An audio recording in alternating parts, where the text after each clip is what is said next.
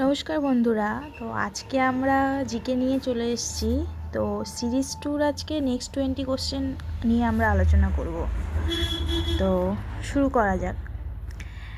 21, তামাক উৎপাদনে পৃথিবীতে প্রথম স্থান কে অধিকার করে? অ্যান্সার সি, চীন। 22, আরবরা কত খ্রিস্টাব্দে সিন্ধু জয় করেছিলেন? 712 খ্রিস্টাব্দে।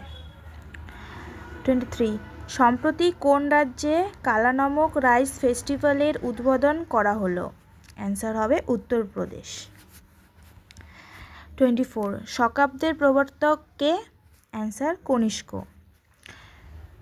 25, দ্য লাইট অফ এশিয়া বইটি মূলত কার ওপরে লেখা? এটি হবে অ্যান্সার হবে গৌতম বুদ্ধ।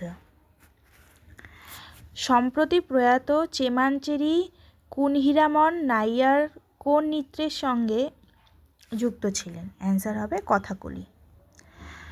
27, সৌরজগতের সবচেয়ে উত্তপ্ত গ্রহ কোনটি? অ্যান্সার শুক্র। 28, হর্ষবর্ধনের রাজত্বের সমসাময়িক বাংলার রাজা কে ছিলেন? অ্যান্সার হবে শশাঙ্ক। 29, সম্প্রতি প্রয়াত অডিও ক্যাসেট টেপের আবিষ্কর্তা লও অটেন্স কোন দেশের বিজ্ঞানী? নেদারল্যান্ডের বিজ্ঞানী ছিলেন।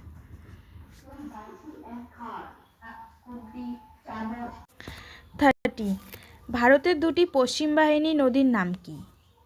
অ্যান্সার বি, নর্মদা ও তাপ্তি। 31, করোনায় আক্রান্ত হয়ে মৃত সাংবাদিকদের পরিবারকে কত লক্ষ টাকা আর্থিক সহায়তা দেবে কেন্দ্র? অ্যান্সার 5 লক্ষ।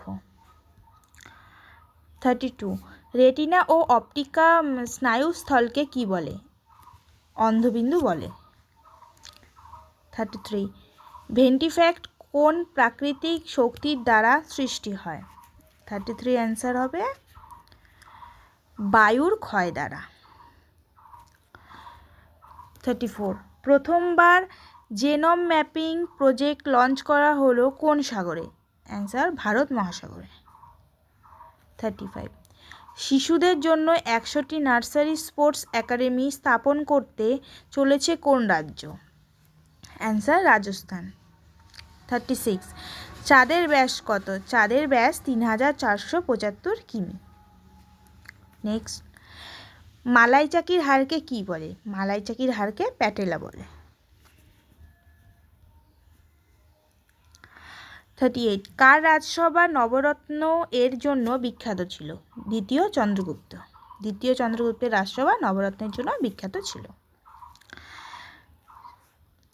সান্দাকফু কোন পর্বতশ্রেণীর সর্বোচ্চ শৃঙ্গ? সান্দাকফু সিঙ্গালীলা পর্বতশ্রেণীর সর্বোচ্চ শৃঙ্গ। 40, আন্দামান দ্বীপপুঞ্জের প্রধান বন্দর কোনটি? আন্দামান দ্বীপপুঞ্জের প্রধান বন্দর হলো পোর্ট ব্লেয়ার। তো আজকে নেক্সট 20 কোশ্চেন নিয়ে আমরা আলোচনা করলাম। এটা হলো সিরিজ 2। আর সিরিজ 1 পেতে গেলে তোমরা আমার চ্যানেলে গিয়ে চেক করবে, সেখানে পেয়ে যাবে। তো খুব শীঘ্রই আমরা নেক্সট 20 কোশ্চেন নিয়ে আসছি। তো আজকের জন্য এতটুকুই থাকলো।